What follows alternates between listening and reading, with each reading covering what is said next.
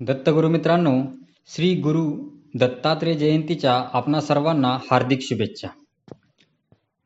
श्री क्षेत्र गाणगापूर दत्त भक्तांची पंढरी म्हणून ओळखले जाते. हे स्थान सोलापूर गुलबर्गा स्टेशनच्या मध्ये गाणगापूर रेल्वे स्टेशन म्हणून नावाजलेले आहे. तेथून 20 किलोमीटर अंतरावर भीमा अमराजा संगम काठी हे स्थान आहे. गाणगापूरचे महात्म्य श्री गुरुचरित्रात पुढील प्रमाणे वर्णन आढळते. श्री गुरु नरसिंह सरस्वती अवतार असे त्रिमूर्ती, गाणगा ग्रामी असे ख्याती, जे जाती तया स्थाना तात्काळ होती मनोकामना, काही न करो हो अनुमाना, प्रत्यक्ष देव तेथे असे, प्रत्यक्ष देव तेथे असे. गाणगापूर ग्रामी श्री दत्तगुरु म्हणजेच प्रत्यक्ष देव आहे. कोट्यावधी भाविकांचे श्रद्धास्थान असलेल्या गुरुचरित्र ग्रंथात स्वतः श्री गुरु नरसिंह सरस्वतींनी सांगितले आहे. गाणगापूरचे महात्म्य हजारो वर्षापासून कमी झालेले नाही, उलट दिवसेंदिवस वाढतच आहे. श्री नरसिंह सरस्वती महाराज येथे आलेल्या भाविकांना गुप्तरूपाने पाहून त्यांना आशीर्वाद देऊन त्यांचे जीवन सुखमय करतात असा अनुभव आहे. वास निरंतर गाणगा भुवनासी, भक्तजन तारावयाची, राहू तेथे निर्धार, आम्ही असतो याची ग्रामी, नित्य स्नान अमरजा संगमी, वसो मध्याह्नी मठाधामी, गुप्त रूपे अवधरा. प्रत्यक्ष देव गाणगापुरात आहेत, म्हणून येथे आलेल्या भक्तांना संकटातून तारण्याचे कार्य गेली अनेक वर्ष दत्त महाराज करीत आहेत.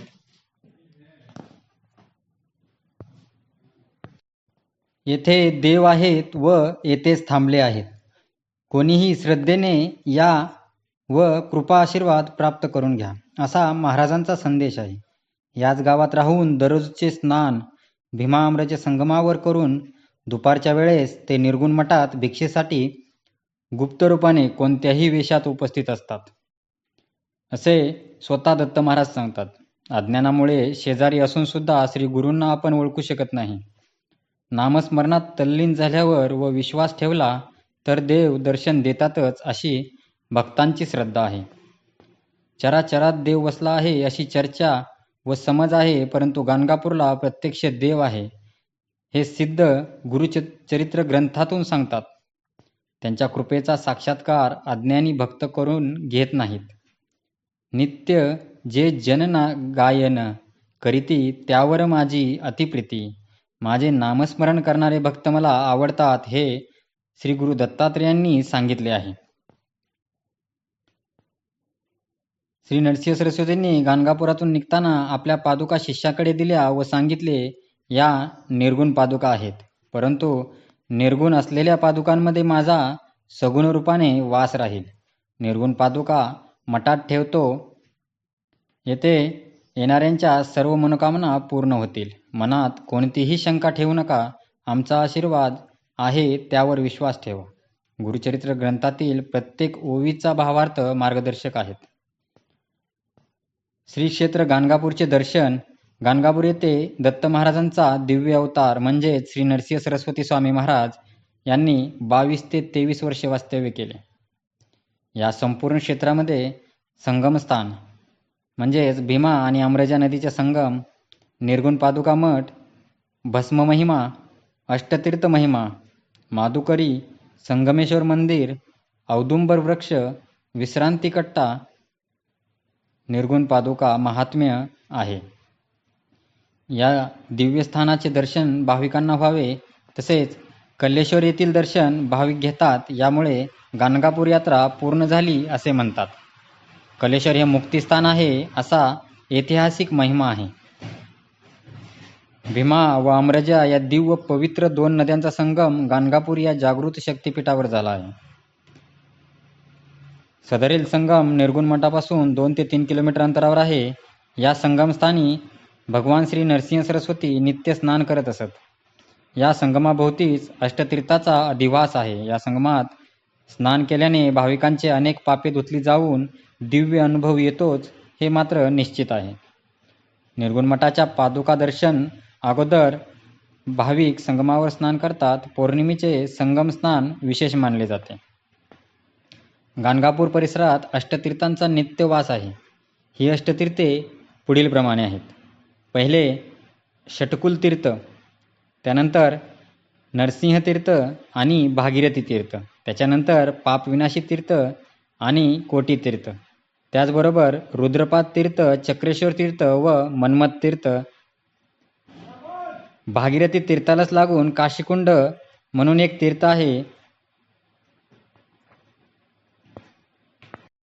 त्याविषयीची एक कथा खूप प्रसिद्ध आहे. ती पुढील प्रमाणे. एका ब्राह्मण भक्ताने या ठिकाणी श्री शंकरांची आराधना करून त्यांना प्रसन्न करून घेतले. त्या भक्ताच्या इच्छेने श्री महादेवांनी काशीची गंगा तिथे आणली. श्री पापविनाशी तीर्थावर श्री परमहंस वासुदेवानंद सरस्वती टेंबे स्वामींचा श्रींचे साक्षात दर्शन घडले होते. याच तीर्थावर श्री नरसिंह सरस्वतींनी आपल्या भगिनीला म्हणजेच रत्नाबाईला स्नान करावयास सांगितले होते. त्यामुळे तिची कुष्ठादी पापे नाहीशी झाली. श्री क्षेत्र गाणगापूर येथील अष्टतीर्थे श्रीमान नरसिंह सरस्वती स्वामी महाराजांनी भक्तजनांसाठी दिवाळीचे प्रथम दिनी प्रकट केली. तो पुण्य पावन दिवस होता नरक चतुर्दशीचा. याबाबत सविस्तर माहिती श्री गुरुचरित्र ह्या पवित्र ग्रंथात 49व्या अध्यायात आली आहे.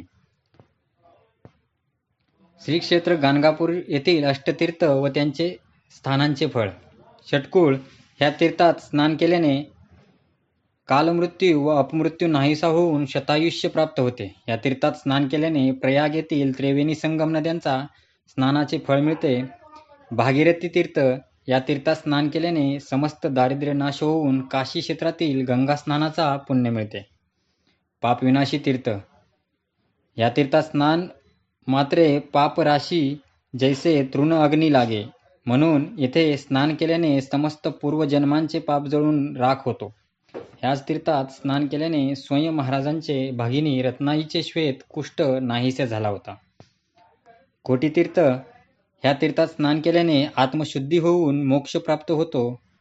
चंबू द्वीपामध्ये असलेले सर्व पवित्र तीर्थांचे महिमा ह्या तीर्थात आहे. रुद्रपाद तीर्थ हे तीर्थ गया समान आहे. गया क्षेत्रातील सर्व आचरण येथे करून रुद्रपादाला पूजल्यास कोटी जन्मांचे दोष नाहीसे होऊन मोक्षप्राप्ती होते. चक्रतीर्थ हा तीर्थ द्वारावती तीर्थ समान आहे. येथे स्नान करून येथील केशव मंदिरात पूजल्यास द्वारावतीचे चौपट पुण्य मिळते व अज्ञानीला ज्ञान प्राप्त होते. मन्मथ तीर्थ येथे स्नान करून कल्लेश्वराला पूजल्यास वंशवृद्धी होऊन अष्टैश्वर्य प्राप्त होते. भीमातटी असे गाणगा भुवन, पुण्यभूमी असे यात्रेभुवन. श्री गुरुचरित्रातील 40व्या अध्यायात वर्णन केलेल्या औदुंबराचेही येथे एक दर्शन घडते. श्री नरहरी नामक ब्राह्मण श्री गुरु आज्ञेने शुष्क काष्टाला नेहमी पाणी घालीत असे. पुढे श्री गुरुकृपेने त्या वाळलेल्या औदुंबराच्या झाडास पालवी पडली. इथला श्री नरसिंह सरस्वतींच्या विश्रांतीचा कट्टा ही सुप्रसिद्ध आहे. नरसिंह सरस्वती स्वामी महाराज संगमावरून गाणगापूर ग्रामात जात येत असताना या कट्ट्यावर बसून विश्रांती घेत असत. श्री महाराजांच्या कृपामृत दृष्टीने फुलून आलेले त्या भाग्यवान शेतकऱ्याचे शेत याच विश्रांती कट्ट्याजवळ आहे.